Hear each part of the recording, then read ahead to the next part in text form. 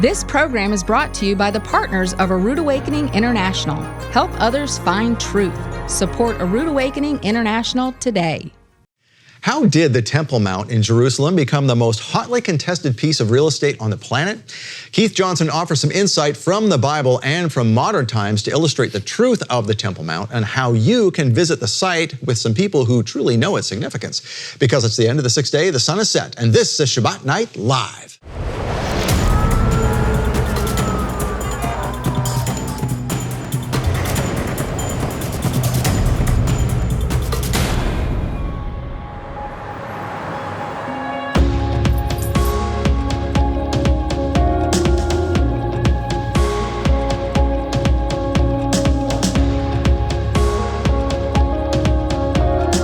As they take this message out into the world.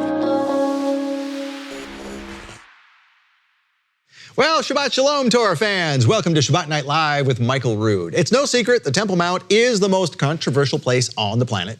But how did we get into this mess? More about that with a little bit later with Keith Johnson. It's the final episode of the Bible Beyond Borders. But right now, it's time to take a look at the astronomically and agriculturally corrected biblical Hebrew calendar. There you have it right there. We are now on the third Shabbat of the 7th month. And that means Sukkot ends at sunset tomorrow, and Shmini Atzeret starts at sunset Saturday and ends sunset Sunday. Now, please welcome my co-host, Ted Clayton. Well, thank you, Scott. I appreciate being here, and welcome everybody to Shabbat Night Live. All righty. Well, you know, we have several things to talk about. It's a new month. And first of all, we have a new teaching from Joel Richardson for this month's Love Gift. That's right, ladies and gentlemen. And if you haven't seen the stuff Joel Richardson does here at Shabbat Night Live, this is going to be an incredible teaching. Scott, talk to us about it. It is. This is one of the ones you want to share with friends who are believers, but maybe just don't get what's happening in the world right now. It's a really important message from Joel about the pre-trib trap. Ooh. So this is, basically Joel puts it as, hey, look, if I believe in pre-tribulation rapture, I'm going to get shocked in the end. Yeah. But if you believe what I believe, he says, you're not going to get shocked in the end. And even if I'm wrong, we're still okay, I guess. Because yeah, exactly right. Yeah. So, but it's really interesting what he goes through and says, look, this is not a biblical concept. It was invented 200 years ago. Yeshua didn't teach it. The apostles didn't teach it. That's Where right. the heck did we get this from? That's right. So that's one thing. So that is for a gift of $50 or more, which as we approach the end of the year, of course, is always very important. Yes. We need to plan for next year. So getting the love gift is actually an easy way for you to support this ministry and get a really cool teaching. That's also. right. Yes. That's right. And we really want to thank every single person that contributes and donates to A Rood Awakening International. Ladies and gentlemen, we just thank you so much. We appreciate your sacrificial giving. We know in these difficult times it's tough, and we just want to say thank you once again. Indeed. Now, if you can do a little more, that's great. We'd like to give you a little more. Right. So we have here, this is a laser etched slate Yes. of the name of God, Yehovah, from the Aleppo Codex. And you know, ladies and gentlemen, this is something that is just absolutely tremendous. Once again, it's a great discussion starter at your home to talk about your faith. And this is just really great quality. We had some friends of ours come and show us this at Passover. Yeah. And we just said, you know what? We got to have that as a love gift because this is special. And something else special too is this is not, it's a replica. It's not an actual piece of the Isaiah scroll. But, Right. Well, but the Isaiah scroll well, was. of course it is. Of course it is. What are we talking about? Yeah, no. It was the Isaiah scroll was the only one found in the Dead Sea Scrolls in 1947 that was complete. So That's there's right. like 24 feet of it, and this is one of the pieces of it, and you could hang it up in your home and talk about it with your friends. That's right. That's right, ladies and gentlemen. So it's now's the time, as they say, as it ever was. Get these love gifts. This is important stuff, ladies and gentlemen, and it also helps the ministry. So we greatly appreciate it once again. Now, speaking of the ministry, the guy who founded this ministry, Michael Rood, yes. is next because he has a special presentation. So first of all, how did the Temple Mount in Jerusalem become the most hotly contested piece of real estate on the planet? Keith Johnson explains tonight. But first, here's Michael with a special 5-minute lesson on the temple treasures.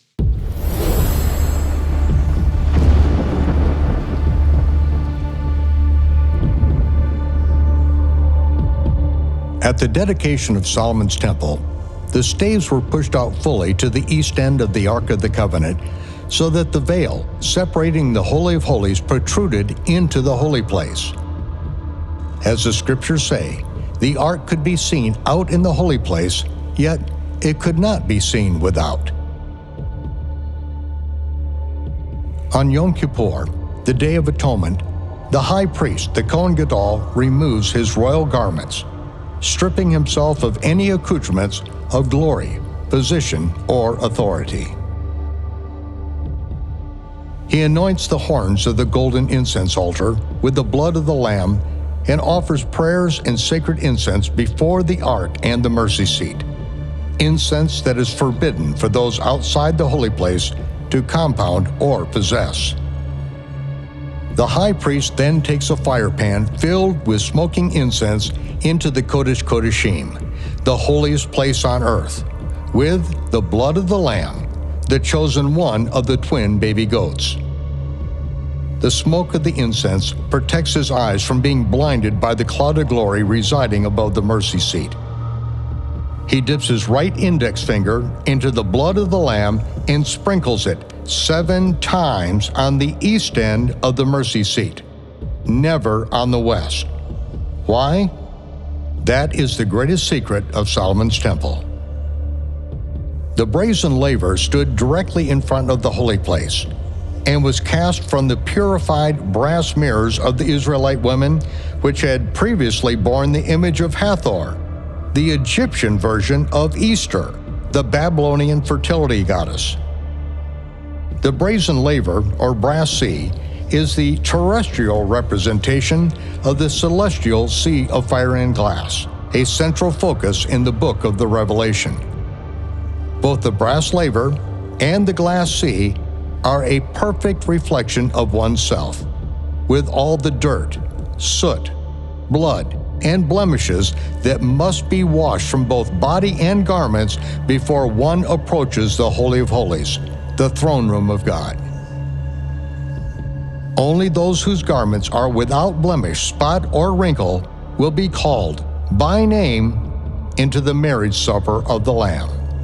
Those not so honored by the King must remain outside on the sea of fire and glass until the 7-day marriage feast has concluded. Before one comes to either the brazen laver or the sea of fire and glass, one must make a peace or friendship offering on the altar of sacrifice. But peace offerings are only recognized after the sin offering is accepted. If a sacrifice costs you nothing, it is not a sacrifice. Everything of value has its price, in blood, sweat, time, or tears.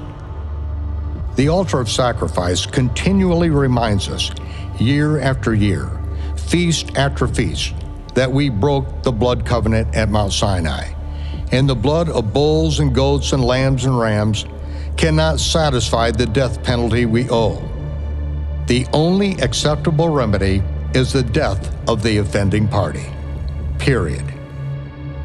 Unless one who is innocent of breaking the covenant, one who is without sin, volunteers to sacrifice himself, to die in the place of the guilty party. He who knew no sin volunteered to become sin for us, that we might acquire the righteousness of God through Yeshua, our Savior, our Messiah. Yeshua renewed the covenant that offered to make us priests and kings.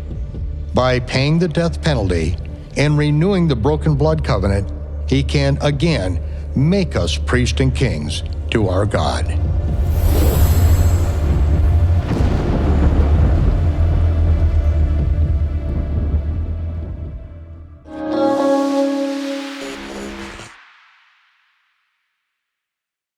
I am here on the Bible Beyond Borders tour with my special assistant, Macon. Macon, are you enjoying your time? Tell the people what you think about what we've done so far. It is amazing. I think you guys should come, and it's a very amazing place. And What's been your favorite one?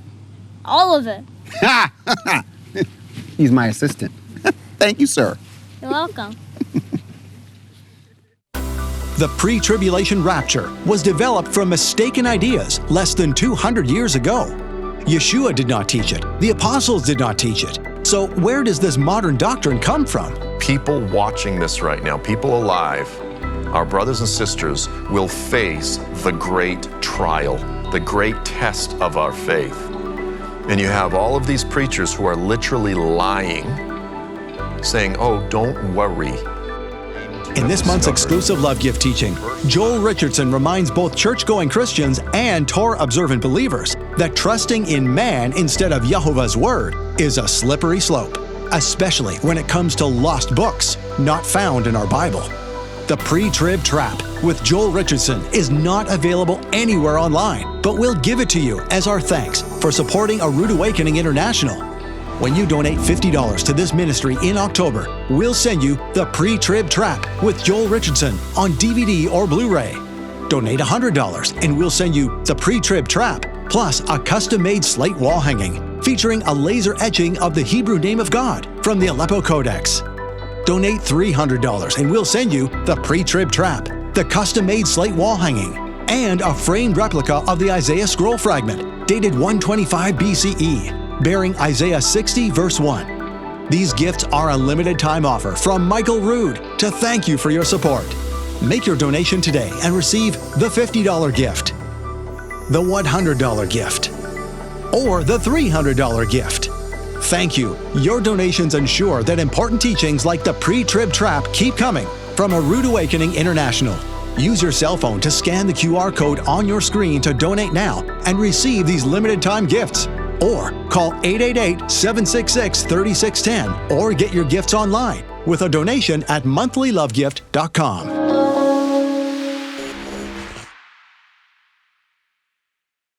When Yeshua fed the 5,000 with leavened barley loaves in the Galilee, the Pharisees came down on him because they accused him that he and his disciples did not wash their hands before they ate bread. They did not wash their hands with a negelvesser and say this prayer, "Blessed are you, O Lord our God, King of the universe, who sanctified us by your commandments, commanding us concerning the washing of hands." Why didn't Yeshua do that? Why didn't his disciples follow that?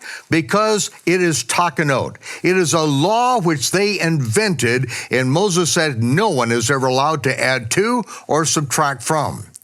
But the night of the Last Supper, Yeshua took bread and he put in place a rehearsal that was really put in place by the Kohen Gadol, the high priest after the order of Melchizedek. Melchizedek himself brought forth bread and wine to Abraham. And Yeshua interpreted that very thing. Baruch atah Yehovah Eloheinu melech haolam, hamotzi lechem mi'aretz.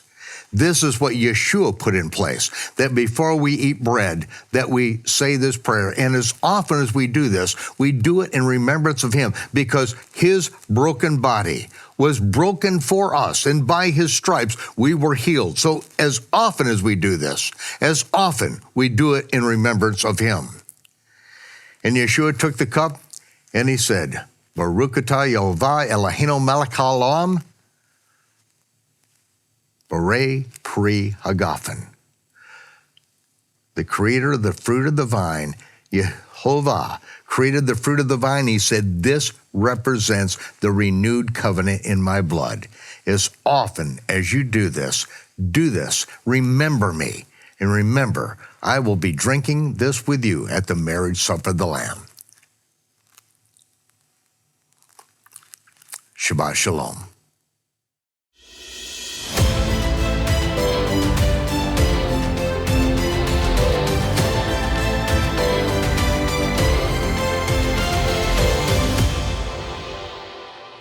Last week was a very eventful episode. We talked about Jericho, we talked about Bethlehem, but Keith took us to one side of the fence at Bethlehem, or the wall, and we never got to see what was on the other side. So we brought him back. Keith, what is on the other side on that wall? Thank you for bringing me back. Actually, just so you know what and I apologize. Time is difficult, right? We did everything we could. I got so much that I want to talk about, and just filled up with excitement to be here.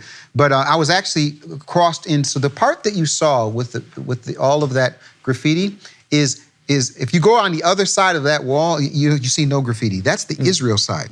Oh, interesting. So I'm on the other side in the Palestinian Authority side where there's all of this graffiti, and there's more that we can show where you can see paintings that they do, and famous paintings that they do, and if you look at the tower where the Israel military is, it's all burned up. I mean, there's a lot of stuff that goes on inside of Bethlehem or Bethlehem. But I want to read a verse if I can, and it basically is Joel chapter 3 verse 2. It says this. I will gather all the nations and bring them down to the valley of Jehoshaphat, or Yehovah's judge is what that is. Then I will enter into judgment with them there on behalf of my people and my inheritance, Israel, whom they have scattered among the nations, and they have divided up my land. The whole thing we talked about in 1993, 1995, the Oslo Accords, that was them sitting down. It's not unlike what happened with Britain. They sat down with France and said, look, here's how we're going to divide up this land. He's saying here, look here, you've scattered my people and you've divided my land. I mean, if there's any question on whether he sees it as his land or not, Joel chapter 3 verse 2 is pretty darn clear. He gathers, he scatters, but guess what people do? People also try to do that. And he's saying, look, I'm going to have to judge the fact that you divided up my land. Now, what I didn't get a chance to talk about with that was what actually happens in the other side of the wall. And there's a place that was in 2002 that was a life changer for me and my family. In 2002, when I was visiting Michael, Michael said to me, he said, listen, Keith, it's Second Intifada, go wherever you want, just don't go to the West Bank. Well, I needed to go to the West Bank because the person that was helping me to get my Torah scroll insisted to take me there. So I went with this Arab Christian to the West Bank town of Bethlehem.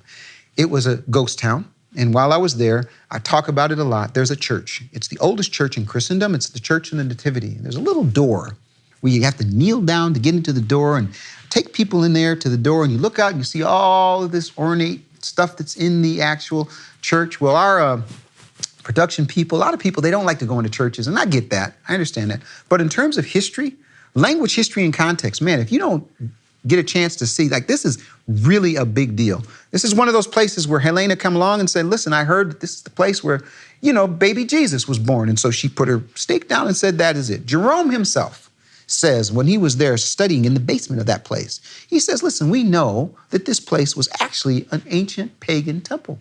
Oh. He himself says that. He says, but that was Satan's attempt to try to stop us from the truth of what really happened here.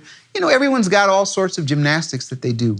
But what happens in that place is people wait in line and they go down to the very basement and they see a star, and person after person after person kisses the star. I remember when I went there in 2002 and realized, wait a minute, this was a pagan temple?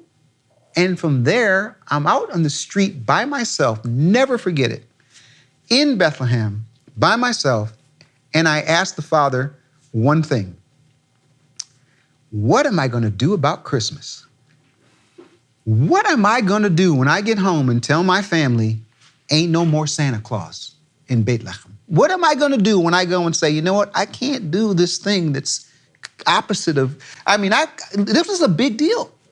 And my wife, my wife is listening, I don't know if she's going to watch this or not. She was considered the Christmas queen. My wife was a Christmas, she knew exactly how it all was supposed to work. But I came home in 2002 after being in Bethlehem and told them, my family, I said, you all, I have fell under great conviction to be able to do this thing that is so opposite of not only history, but it's opposite of what he teaches.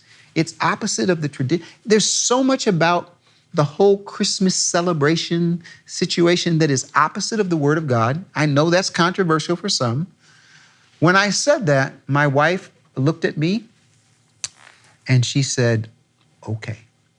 And there has been a lot of shifts and changes that we had to go through, but she took her things and put them in the box and put them down to be picked up by the garbage. And since that time, we have tried to find out about God's time, God's Torah, God's tetragrammaton. That's why we're doing For the Love Gift, talking about getting right on time. If we're right on time, we are in time with him. We are in biblical time. So for me, Bethlehem was a big deal. And I needed to be able to say that because it was a shift for me. Thank you again to my friend Michael, who said, yeah, he didn't even know who I was. Yeah, you can come stay with me. And he literally set up an opportunity for me to change my life. So can we move on to the last two controversial places that we go beyond the borders? One is a place called Shiloh. Now, if you could do me a favor and go to Joshua chapter 18, I'm going to read 1 Samuel chapter 3:21. You're going to read Joshua 18:1, and I will read 1 Samuel 3:21. Okay, just the first verse? Yes.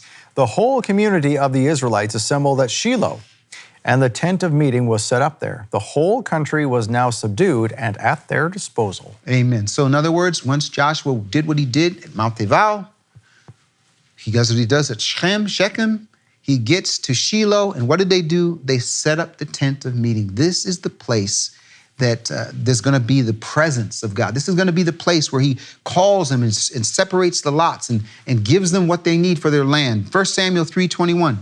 And Yehovah appeared again at Shiloh because Yehovah revealed himself to Samuel at Shiloh by the word of Yehovah. So in other words, Shiloh became a place, a spiritual connection. It was a place of the tent of meeting from the thing that when they were out in the desert.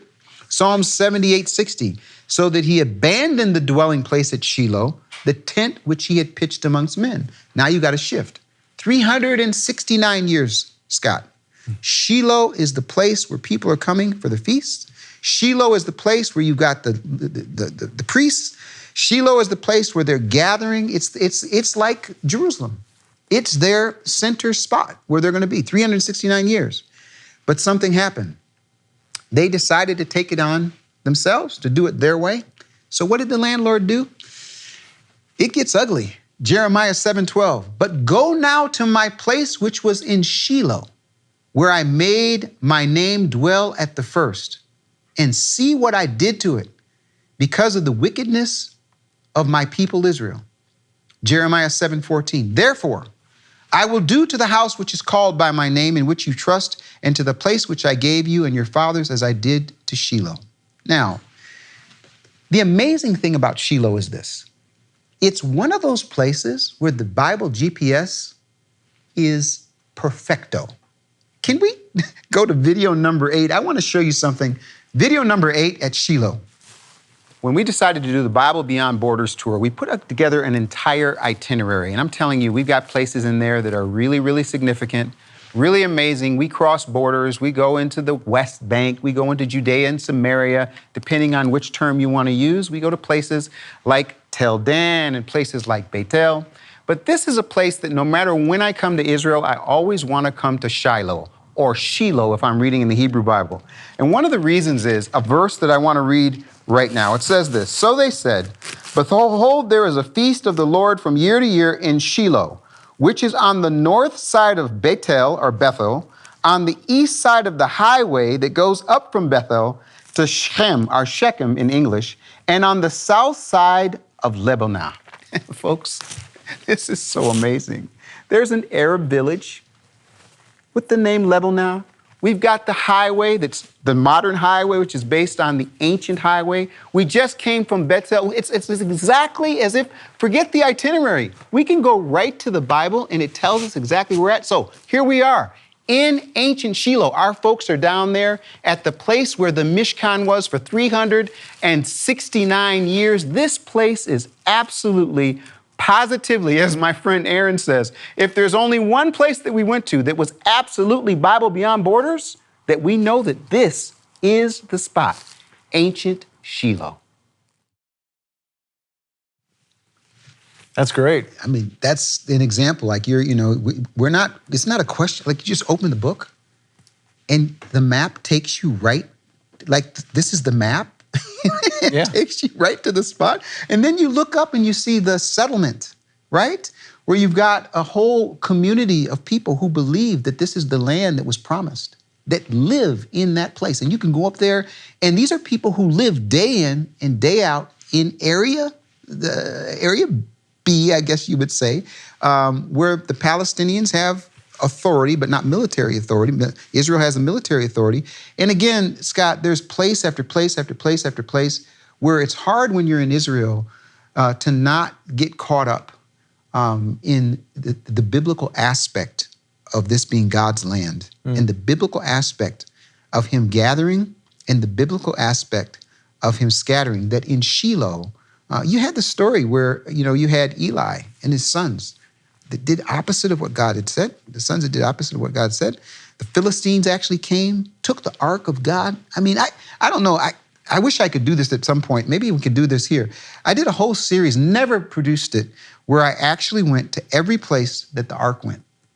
Oh, and it is really, really amazing. I mean, I don't mean I did a series that was produced, but I took my little camera. I have this one man, one camera thing. I love doing it.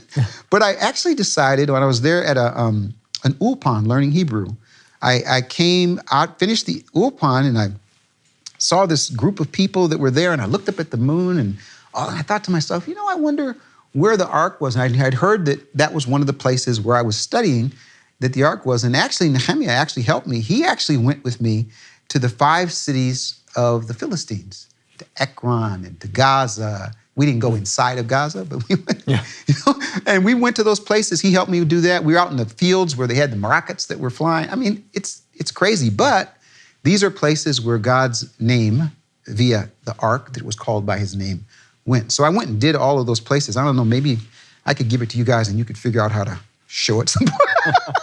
Well, it sounds like a great concept. Oh, it was great. It was amazing. But the point is I've really always loved the idea of being in the land with the tensions that exist. I understand those tensions, but there's a peace that falls, at least for me, that when I land in Israel, it's as literally as if it's just God's peace that falls upon me. And I mean, I want people to experience that. I want people to go beyond the borders, to experience the Bible in a way that would be significant for them. Here is the map.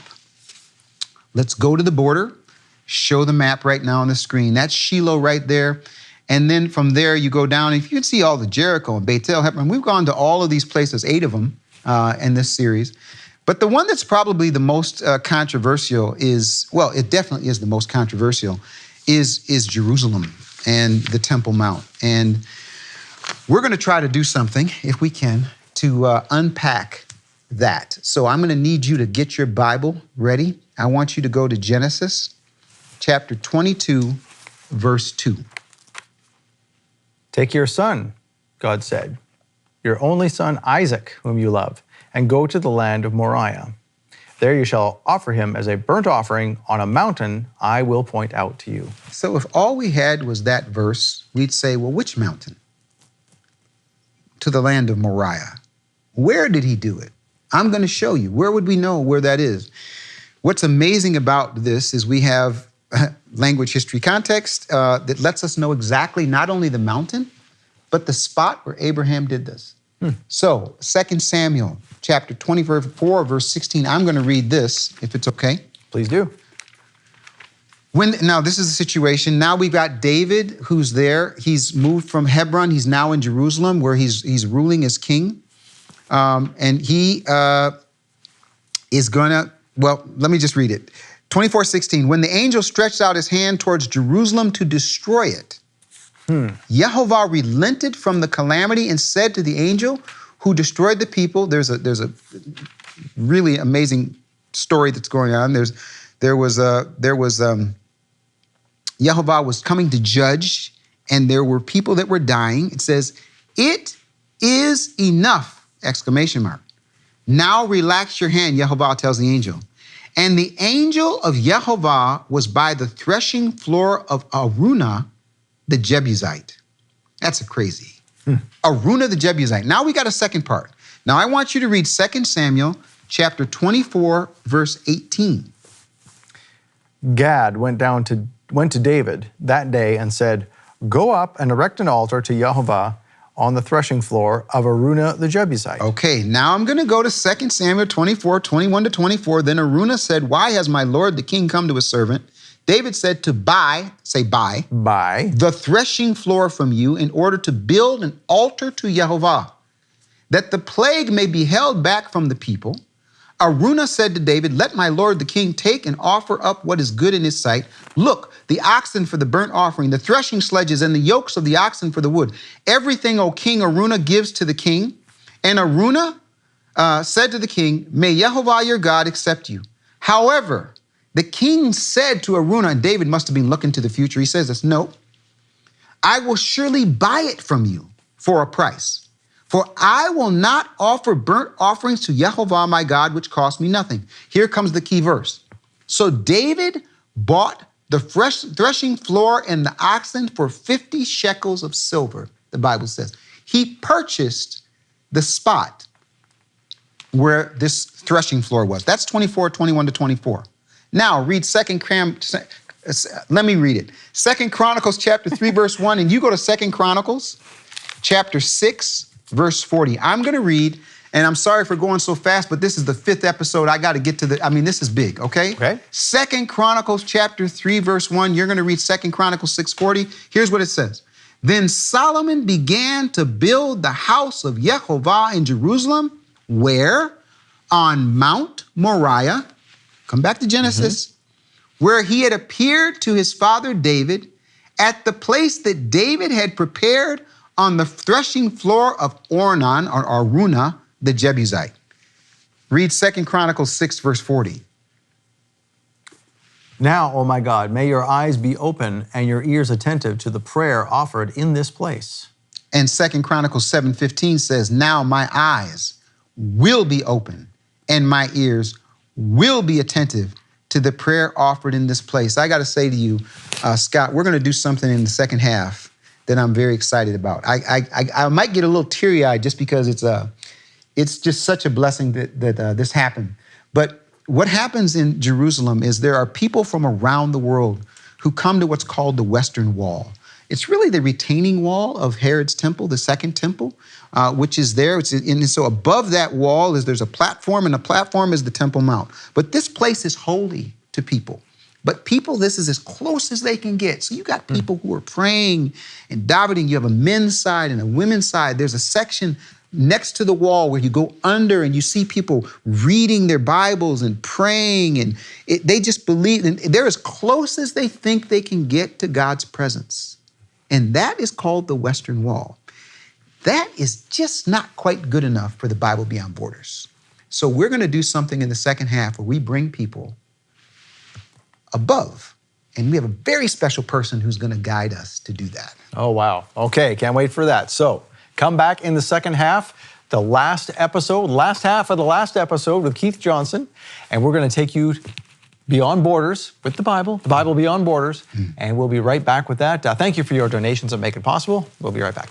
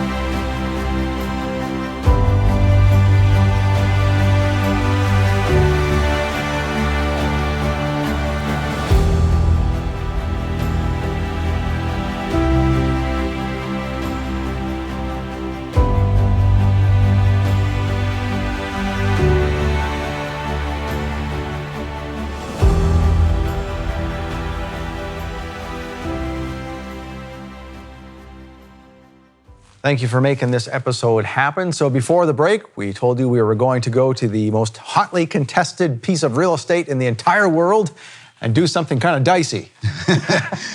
So, yeah, actually, Scott, let me just tell you this. I have been in a long-term journey with Yehuda. We consider each other friends. We've been at different parts of the world together. In fact, I brought him here, and we did a series together called Our Father's Heart. Yep. Amazing. But I called him up. I said, listen, I've got this radical group. He usually only goes with groups that are Jewish groups. So he's got security and it goes whatever. And I said, listen, our group's not afraid. We're willing to go. He said, if you guys are willing to go, I will lead you. So we got about an 8-minute piece we want to show people where he takes the Bible Beyond Borders group beyond the borders. East Jerusalem, they would say, but really it's a place that the Jordanian Waqf has religious authority, but there's still military authority of Israel. It is a united Jerusalem, and he goes there as often as he can, and it was amazing that he's willing to take us. So let's take a look at Yehuda taking us to the Temple Mount. We are right now, we are right now over here. We're gonna be climbing up the bridge, and then we're going into the Temple Mount. This over here is the gigantic Western Wall Plaza. 25 times the size of it is the Temple Mount. Okay, we're going to be walking along the southern part of the Temple Mount, the eastern, the northern, the western, and we'll be coming out. As you can see over here, there is a dome with a golden dome, which stands on the location of where the temple stood. In front of it, there's a black small dome. Right near there is the location of the Ark. We're going to be walking around here. We're going to be concentrating on all of our prayers will be towards the location of the Holy of Holies. The Dome of the Rock stands on the rock, the foundation stone of the temple. The temple you see right over here is a replica of the temple by Herod. It is standing the opposite way. As you see, the main entrance, we are on the west. The entrance of the temple was on the east. So we're going to be going around toward the entrance of the east. We'll be facing at the entrance of the temple, and we will be praying. That's what we'll be doing. Unfortunately, the police now is going to tell you you're not allowed to demonstrate prayer. You're not allowed to do a whole bunch of other things. But that's his job to tell you that. And our job is to pray. Okay, guys. Yeah, go ahead. Guys, please, I tell you about the rules, okay? This is Mu'ataz. He's the officer of the Temple Mount. Okay, so inside the Temple Mount, you know, we go the policeman with Yehuda. Okay, all the time with the policeman. I give you one policeman. You stay with this group to the end, okay? It's not allowed to make any praying in the Temple Mount, not like this. I don't say something about praying, okay? Please don't touch anything from all the area. No stone, no tree. If you have something religious, this is the time. Right now, just put it outside. We talk about talit, tefillin, siddur, crosses, candles, oil. You don't have, yes? Yes. Right. Okay, all the group together with Yehuda with the policeman, please. Yes. Come with me. Give a hand to the policeman.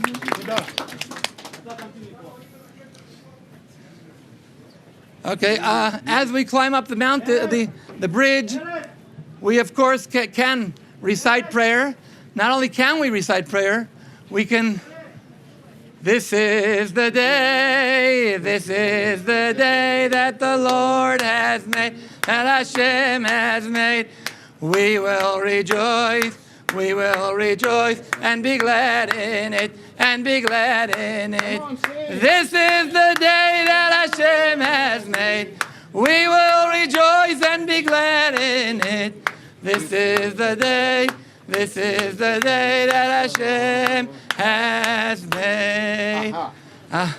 Baruch Hashem, we are climbing up to Zion. As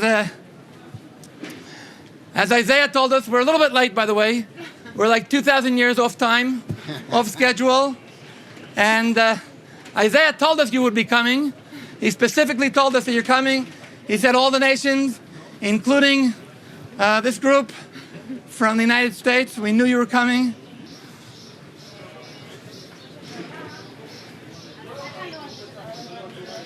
Shalom! Shalom Shaked ונטלי! שלום! שלום!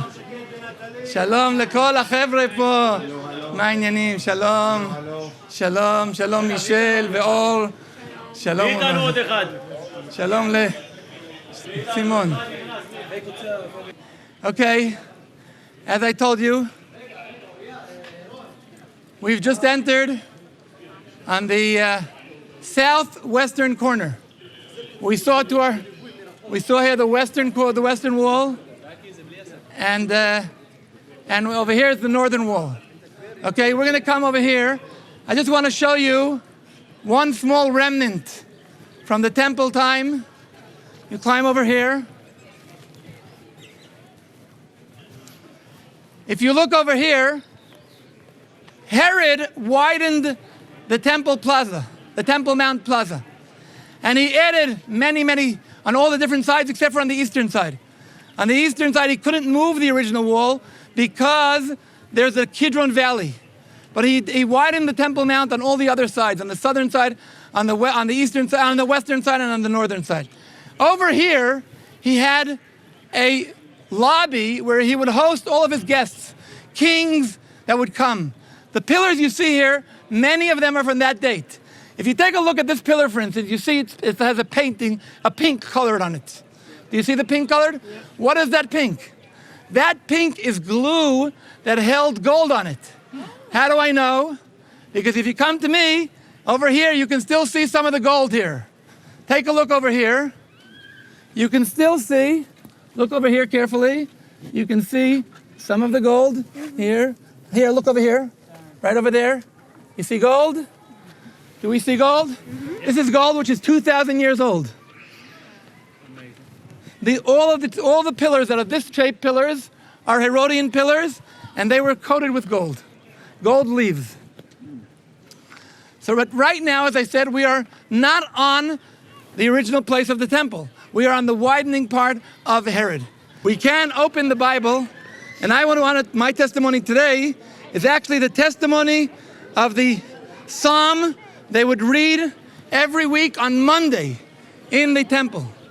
We're going to be reciting it, but first we'll just go over it, understand it, try to get what the psalmist is trying to teach us. But as we are walking over here, you can pay attention. To your right is the mosque, and to your right over here where these women are standing, there are stairs that lead out to the original gate to where you come into the Temple Mount from the city of David. But we're going to stand over here at the steps, facing the temple, and we will recite it. If you welcome to join us, they asked us not to climb up the stairs, but right over here, facing these gates are exactly on the location where the eastern gate of the temple was. This over here. Here we are, the eastern gate, and as a matter of fact, straight ahead on the Mount of Olives, the high priest would stand and prepare the red heifer. And actually, he would see through all the way to the Holy of Holies. And if we're standing over here, we can face there, and I will begin. You ready to recite it? I will begin.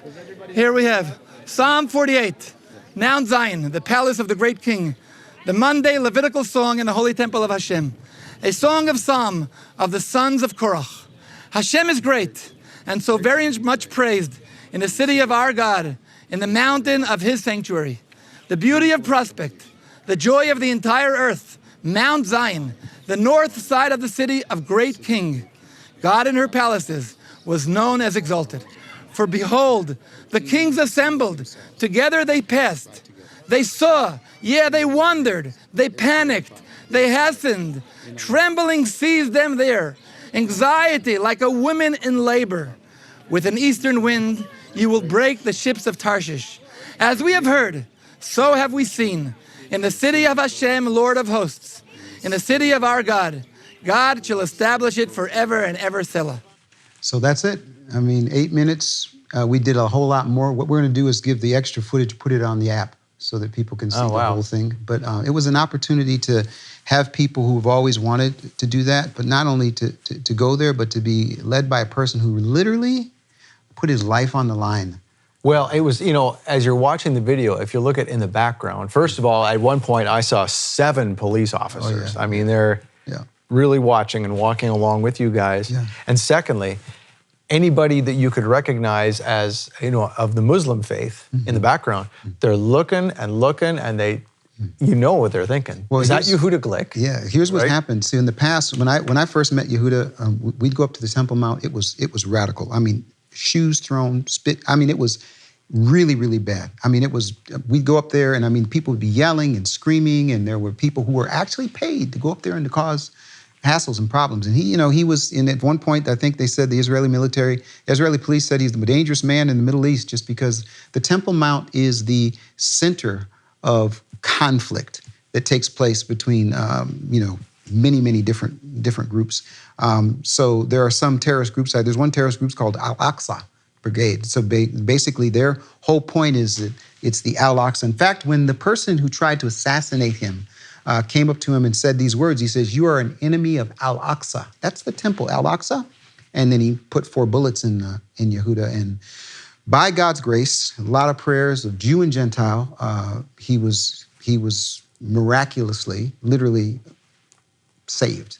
And so since that time, he has been amazing, just leading people, going there and doing that sort of thing. But the fact that he would take our group up there was something, and it was really interesting. Usually he has to go to the far outside of the Temple Mount. He asked the police at one point if, because of our group, could he go closer? And he said to me, "Keith, this never happens, that they allowed us to go, for him to go closer, because as a Jewish person to the temple, they have a very specific route they have to take. But as we were there, him as our leader, they allowed him to do something, like he said, for years he hasn't been able to do. And is that where he was close to the stairway there? Exactly. And where you could see the mosque? Exactly. And that is where we spent time. I got a chance to read where Solomon says that the foreigner will come. Yehovah, may you hear the prayer. And then we prayed as a group. Now, I'm telling you, if I'd have said this 4 or 5 years ago, you're like, oh, that's no way. You can't read scripture and pray. But yeah, guess what? We can. And we did. And it was amazing to be able to do that. In fact, after that, after we did the whole tour, he invited us along with other group of Jewish people to come out, and we danced and celebrated and just had a wonderful, wonderful time. So for me, that was the highlight of our Bible Beyond Borders tour. I don't mind saying I'm unashamed about this, Scott. I'm hoping that people will, we're going to try to make more of the content available other places. As many as we can, of course, the Rood Awakening, the YouTube channel, BFA International. But I want to be really, really clear. I'm hoping for people who cannot physically, financially, family, or even fear to go there, where they could feel like this was a chance for them to little taste, little touch, a little bit of seeing. But I'm also inviting people that are interested to be able to go with us. And I'm going to continue to try to do that as he opens the door to be able to bring people on the Bible Beyond Borders tour. I'm putting a stake down, thanks to my friend Michael. I'm putting a stake down that says, every chance that we get to do that, we're going to do that. And there's a ministry shift for me that I really want to bring people to have an encounter with the Father. In Saudi Arabia, there's no question we encountered him. In Israel, I encountered him again, and now this whole group did. So I want people to encounter him, and if they can, I would love them to do that. Can I read 2 verses? Because I don't want to, go past our time. Oh, no, of course. Nehemiah 1:9, but if you return to me and keep my commandments and do them, though those of you who have been scattered were in the most remote part of the heavens, I will gather them from there and will bring them to the place where I have chosen to cause my name to dwell. Where is that place? Right there. Abraham brings Isaac. David buys it from Aruna. Solomon builds the temple. The second temple, that is the spot. And he says, my eyes and my ears are there perpetually. My name dwells there. Amos 9:13. Also, I will restore the captivity of my people, Israel, and they will rebuild the ruined cities and live in them. They will also plant vineyards and drink their wine and make gardens and eat their fruit. I will also plant them on their land, and they will not again be rooted out from their land, which I have given them, says Yehovah our God. There's only one thing, Scott, one, that Yehovah says he will do with all of his heart and his strength. You want to know what that is? Jeremiah 32:41. I will rejoice over them to do them good and will faithfully plant them in this land with all my heart and with all my soul. He takes, how are you going to fight that? There's no solution for that. So I want to do something.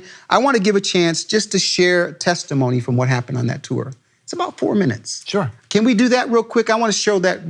Please, yeah. We have another 2-3 minutes before we can do that. Yeah, okay, awesome. Well, but before I share this, I just want you, if you have questions, comments, concern, anything from what you saw. I was just going to say, I can't wait for the day, especially what we see with the Bible, that one day we look at this place again and say, remember when we couldn't go up there? Yes. Remember when we couldn't go up there because there was this this building up there that didn't belong. Yes. And they prevented us from going up there. Remember how ridiculous that was? Yeah. I mean, it's amazing. Yeah. You know, it's going to be a place of prayer for all nations. I know that's a tough pill for people to swallow, but guess what? The Father's going to do it. He does it. So I want to share these testimonies. This is a clear invitation to folks. I really want to invite people to experience this, okay?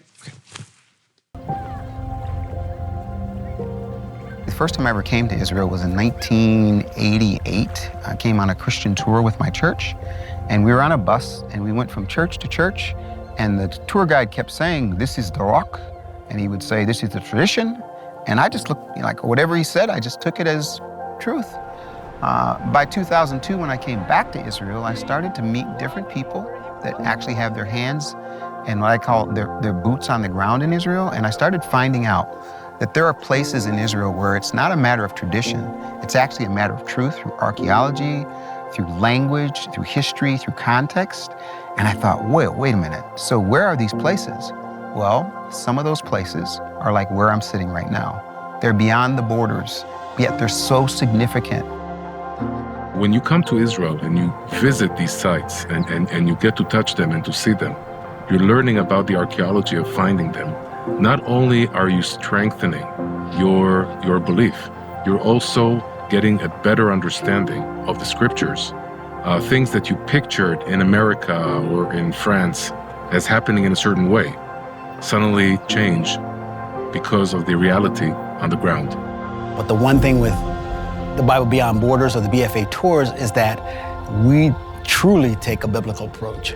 So if you really want to understand the Bible, then I think that's where Keith and the BFA come into play, because we literally open the Bible to exactly what it says, so you have a real understanding of this place.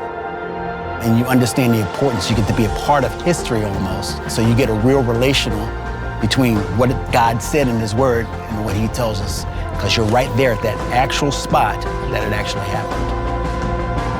Where we were is a place that proves what Yeshua was standing for was real and true. He was upholding the book of origin, the Torah. This really puts the story into context, because it's where it happened. It's not just a story, you're seeing. It was personal. It was a spiritual awakening as a marriage. It was just a togetherness. It was just a feeling. It was just the fact that we had read so often and heard so many sermons and have studied myself personally. We were looking out like I could just imagine, like, was he there? Was he here?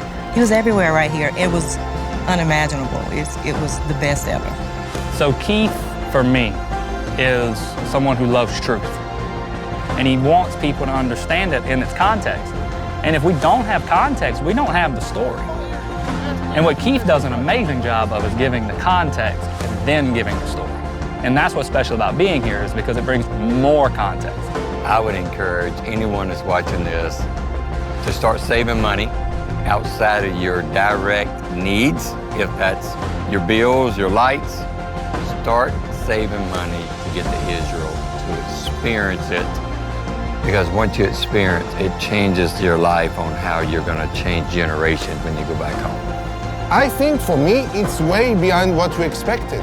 As a first-time tour, I already know a little bit of how the second one's going to happen. Look, on the third one.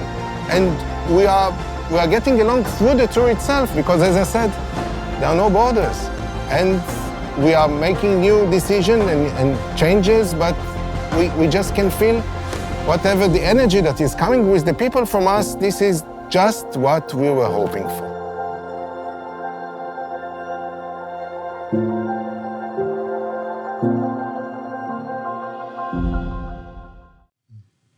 Love that. Wonderful. I love it. I love it. I love just having a chance to share with people. We're planning for 2024, but if God says the same, and I'm hoping to be able to reach out to as many people as I can to come. It'll be limited in terms of how many people. Right now, you can go to BFA front page tours, see if there's space. We sold out for the fall tour, which is awesome. But this is a completely different thing. It's not about numbers. It's about quality. And the kinds of people that need to come on something like this, they have to be kind of special. Scott, I've been watching you do this, and you make it so easy to talk about this. I really, really, really, really appreciate it. This was one of these situations was a little different than anything we've done before. It's taken a lot of technical help. You guys here are amazing. Hopefully it communicates what we want to communicate, but there's a verse that I want to read, if it's okay, and it's Zechariah chapter 10, verse 8. It says this: I will whistle for them to gather them together, for I have redeemed them, and they will be as numerous as they were before. Wait a minute. So I don't know how they're going to deal with this sound-wise. I don't know. He's gonna like whistle. I don't know how the audio king is gonna fix that, but he's gonna whistle, and people's ears are gonna perk up. Somebody's ear is gonna perk up. You know what I mean? Somebody's heart is gonna get moved.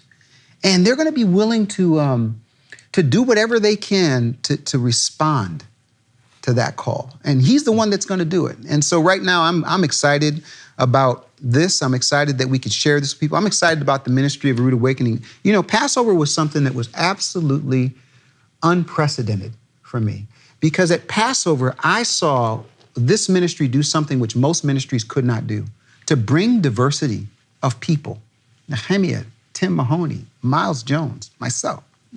I mean, it was just you're there teaching about health. I mean, there was so much that was happening there. And that's at that place, at that spot, is where I was inspired to let's go beyond just Mount Ebal, and let's go and get a bunch of good content and bring it here, bring it to BFA, bring it everywhere we can, that people can have an encounter with him.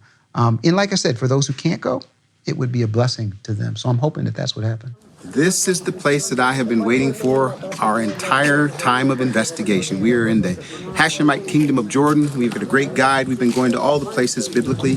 But this is kind of like the highlight for me. I want to read from Deuteronomy chapter 34. Now Moses went up from the plains of Moab to Mount Nebo to the top of Pisgah, which is opposite Jericho. And Yehovah showed him all the land Gilead as far as Dan, and all Naphtali and the land of Ephraim and Manasseh, and all the land of Judah as far as the western sea, and the Negev and the plain and the valley of Jericho, the city of palm trees as far as Zoar. And it goes on to say that Yehovah told Moses, he said, now listen, this is what I told you was going to happen. You climb up to the mountain, I'm going to show you all of the land, and after that, the deal is done. That is exactly what happened. Moses came up here, and after that, he died. He was buried somewhere. So for me, this is kind of like a symbolic place, because since 2020, I got invited by Michael to come and to help him at Shabbat, and then he had a terrible thing happen, which was his stroke. And for 3 years, I said, until he gets back in the studio, I'm going to do everything I can to help him. We did that, created great videos. The Passover comes, he's back, I'm feeling great. Then the Father asked us to do one more thing, which is the Bible Beyond Borders series. The production group at A Rood Awakening has done a phenomenal job. We're at the end of 6 episodes, but for me, it's kind of like feeling like what happened with Moses. That's now done. Now we're going to lead people into the Promised Land through the Bible Beyond Borders tour. You should consider it. We're going to include the Hashemite Kingdom of Jordan. We'll be at this very spot. And as a sign, I want to do one little thing. Can you hand me this? One little thing I want to do, I want to blow the shofar at the top of Mount Pisgah, Mount Nebo. What an amazing thing.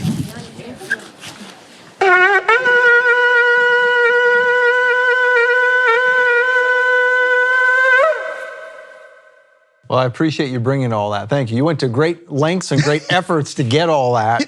I don't even want to talk to you about it. No, I won't even go there, but that takes more than what it appears. You can sit back and watch it and it looks easy, but it was not easy. Vision and provision, safest place to be is God's will. I think that was his will. All right. Well, thank you, Keith. Thank you, sir. Thank you very much for bringing that. And thank you for joining us for this special series. Pass it around to others. Go to Keith's website if you want to see that tour. I don't know why you wouldn't want to see that tour. That's an amazing place to be with it's done in the spirit of Michael Rood. Go to the places that no one else is going to. So that is the place to do it. So again, thank you for watching, and we will see you next week on Shabbat Night Live. Shabbat Shalom. Shalom, Torah fans. Give this video a thumbs up and share it with a friend. Tap the subscription button and the bell icon. And I promise to update weekly with in-depth biblical research.